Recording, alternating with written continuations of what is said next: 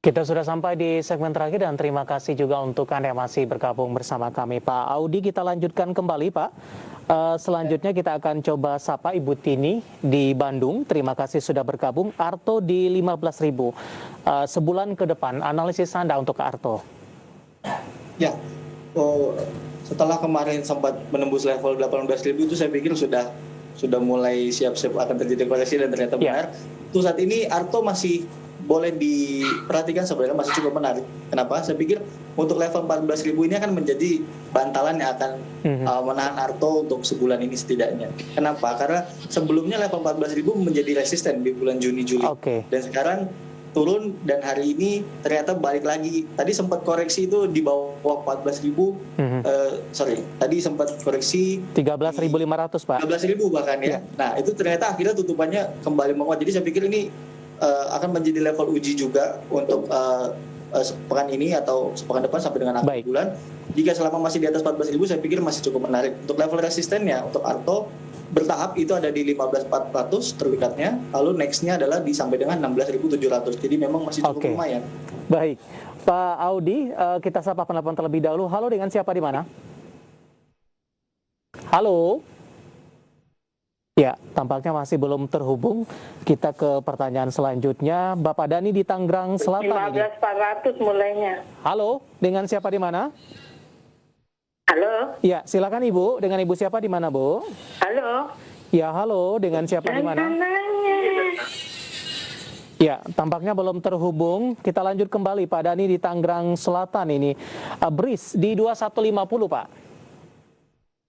Oke, ya kalau untuk BRIS ini saya masih prefer untuk wait and see dulu. Jika memang sudah ada posisi level yang perlu diperhatikan boleh dicatat, ini adalah 2250. Ini akan menjadi titik penentu. Jika BRIS itu lewat dari 2250, ini saya pikir baru bisa setidaknya untuk bulan ini akan terjadi penguatan untuk BRIS. Tapi untuk level yang perlu diwaspadai ketika dia turun ke bawah 2050, ya ini tolong perlu diwaspadai. Kenapa? Karena dia akan membentuk new low dibandingkan dengan bulan lalu. Jadi saya pikir akan menjadi downtrend posisinya.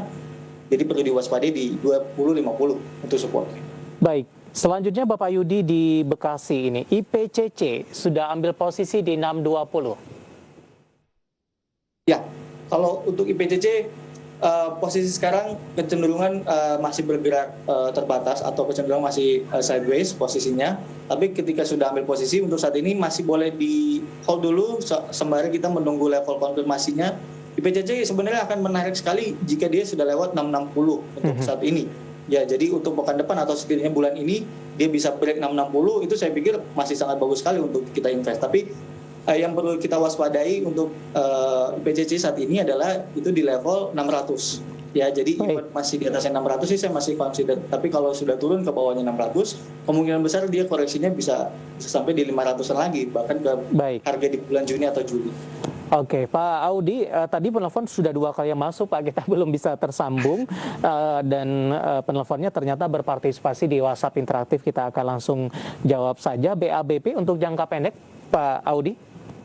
Ya, BABP setelah red issue ternyata posisinya masih koreksi, tapi saya pikir dengan adanya BABP ini adalah menjadi bank digital di dalam MNC, ini saya pikir masih akan cukup menarik ya ke depannya. Tapi satu sisi kita lihat juga kalau secara technically memang ini masih posisinya masih downtrend. Mungkin yang perlu diwaspadai untuk saat ini level yang boleh diperhatikan itu adalah di level 350 sampai dengan level 370. Ini akan menjadi bantalan BABP seharusnya.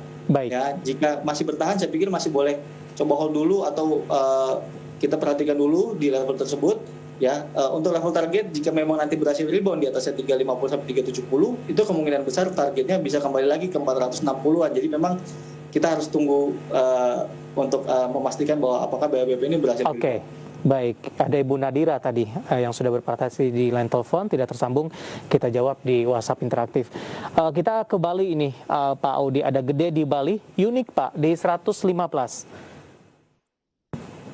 Ya, kalau untuk unik ini sebenarnya masih tendensinya masih kecenderungan bergerak sideways ya, konsolidasi setelah ini kan juga masih baru IPO juga untuk unik. Untuk level yang perlu diperhatikan untuk saat ini, jika memang sudah ada posisi, itu masih coba boleh di hold dulu.